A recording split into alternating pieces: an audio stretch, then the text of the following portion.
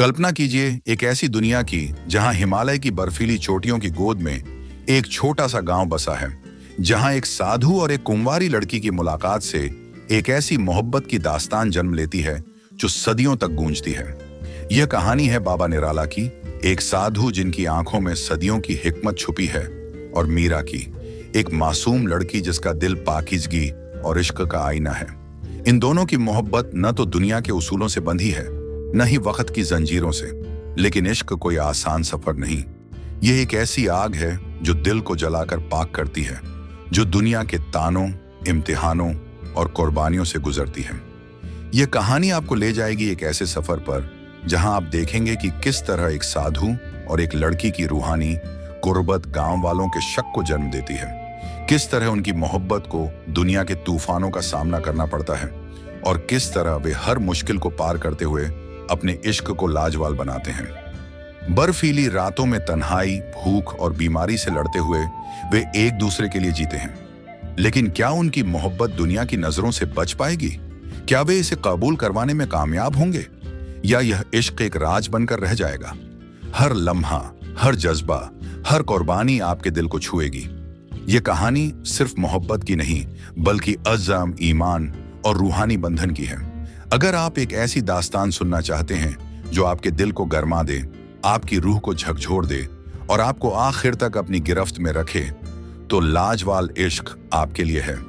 तैयार होइए इस सफर के लिए, क्योंकि यह कहानी आपको हिमालय की वादियों से लेकर दिल की गहराइयों तक का सफर कराएगी।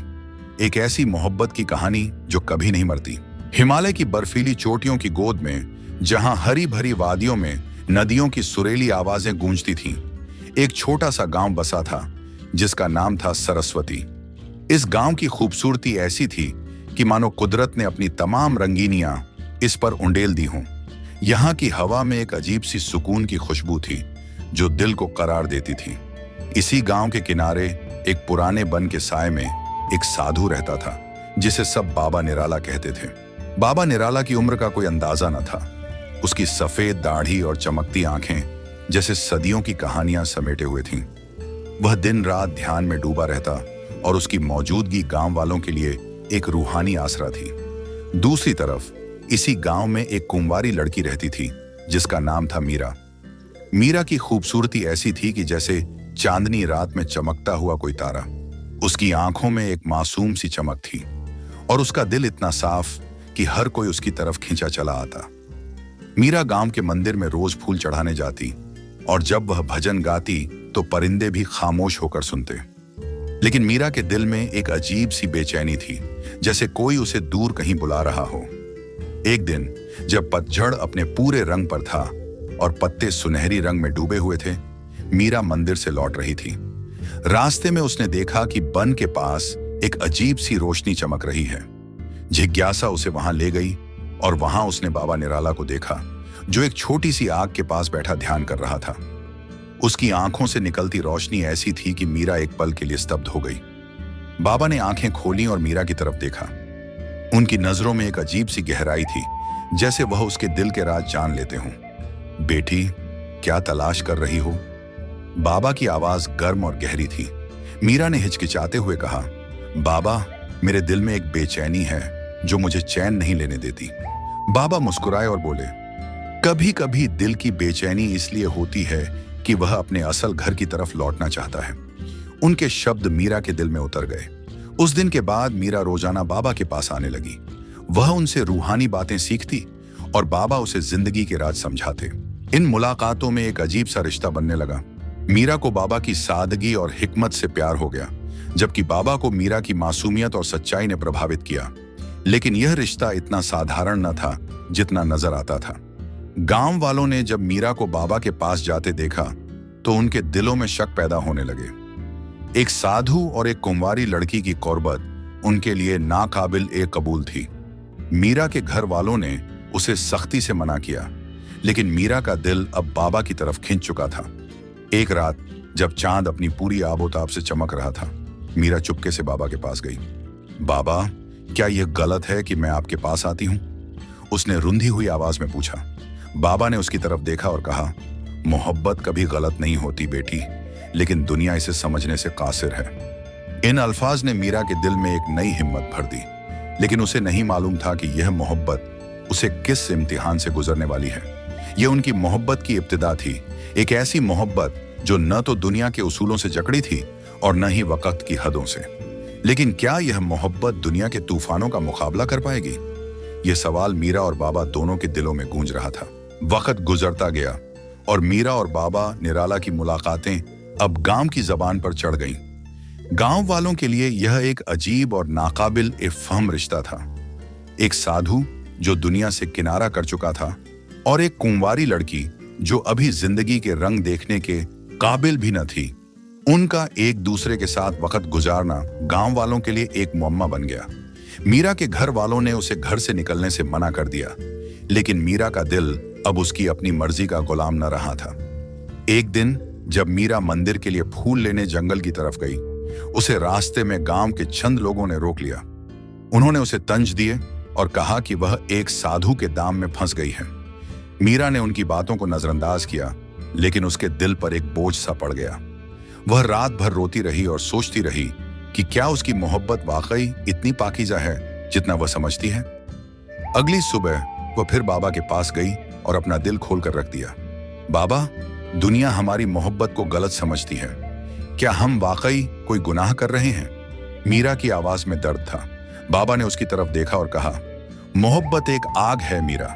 ये पाकीज़ा भी हो सकती है और तबाहकुन भी, लेकिन इसकी पाकीज़गी इस बात पर मुनहसर है कि तुम इसे किस नीयत से जियो।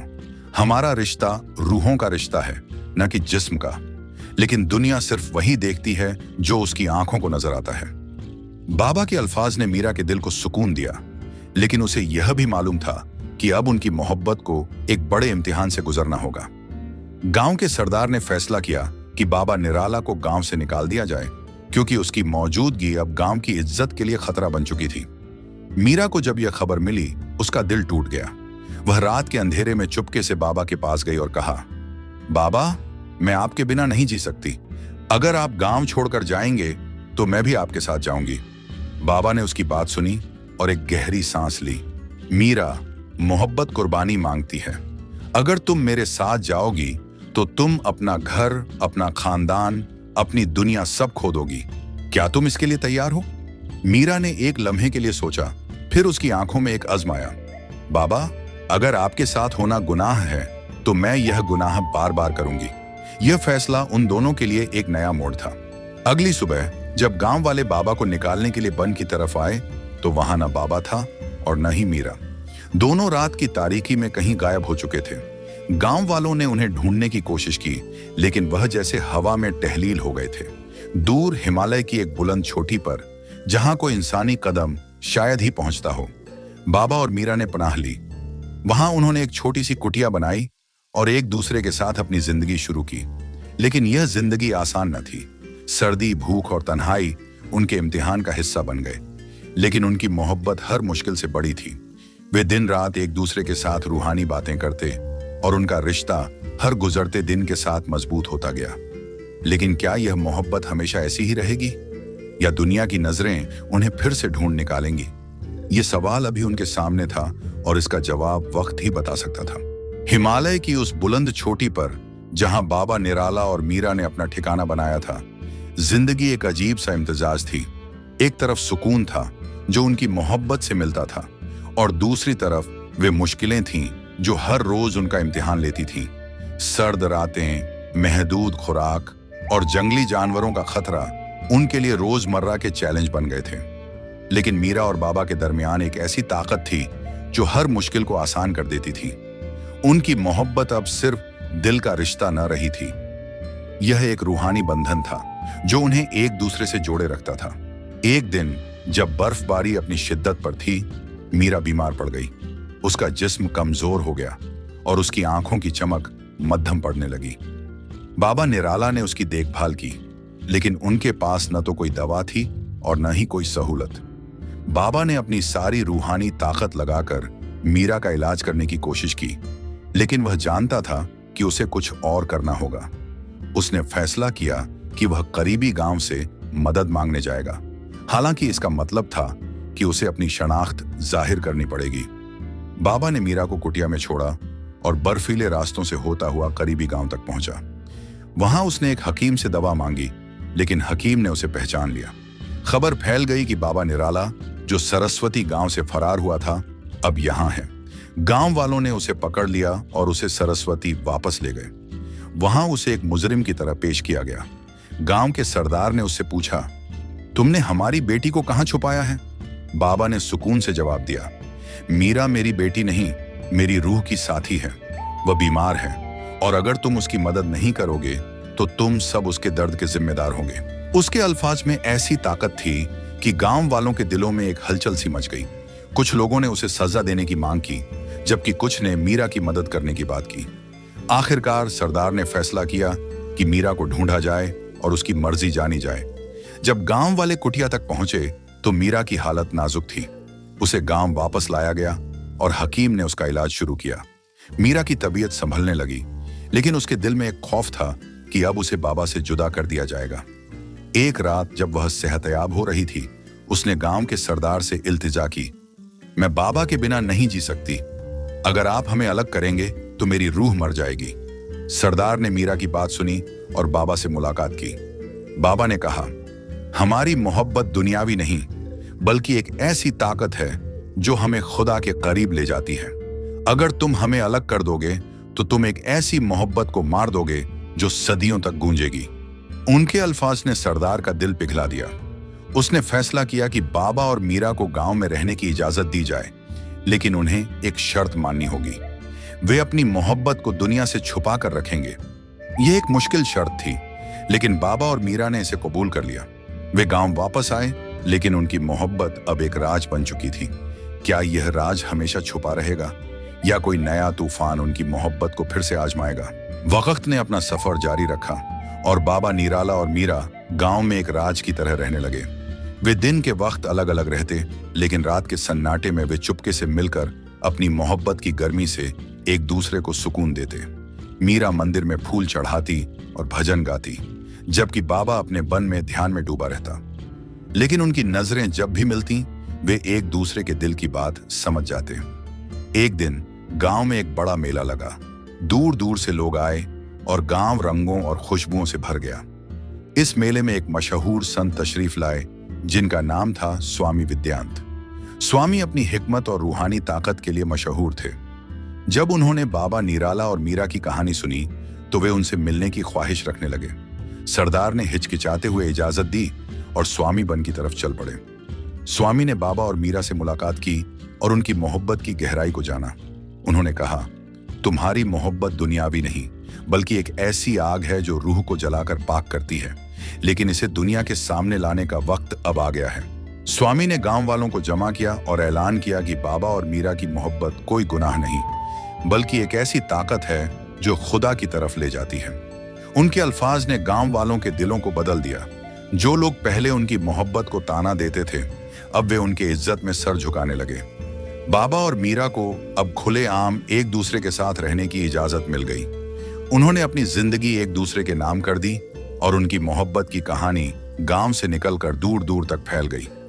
सालों बाद जब बाबा निराला की उम्र बहुत हो चुकी थी, उन्होंने मीरा से कहा, बेटी, मेरा वक्त अब करीब है, लेकिन हमारी मोहब्बत हमेशा जिंदा रहेगी। मीरा ने रोते हुए कहा, बाबा, अगर आप चले गए तो मैं अकेली क्या करूंगी? बाबा ने मुस्कुराते हुए कहा, तुम कभी अकेली नहीं होगी, मैं तुम्हारे दिल में हमेशा रहूंगा। एक रात जब चांद पूरी आबोताब से चमक रहा था, बाबा निराला ने अपनी आखिरी सांस ली।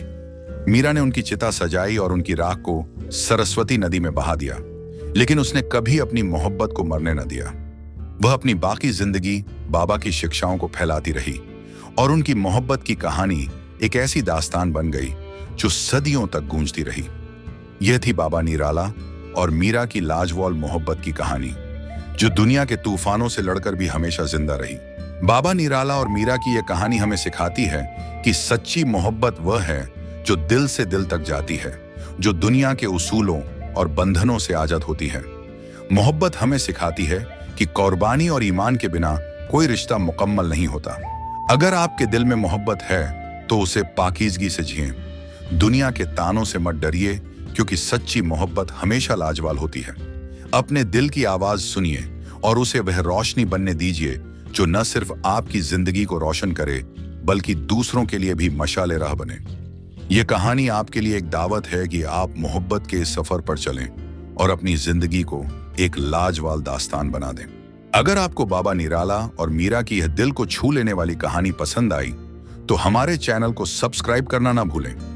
हम आपके लिए ऐसी ही खूबसूरत, जज्बाती और लाजवाब कहानियां लाते रहेंगे जो आपके दिल को गरमा दें और आपकी रूह को झकझोर दें। अपने आप को और भी ऐसी कहानियों के लिए तैयार करें जो मोहब्बत, ईमान और कुर्बानी के रंगों से भरी हों। अभी सब्सक्राइब करें, बेल आइकन दबाएं और हमारे साथ इस सफर का हिस्सा बनें, क्योंकि हर कहानी एक नया सबक लाती है और हर सबक आपकी जिंदगी को बदल सकता है।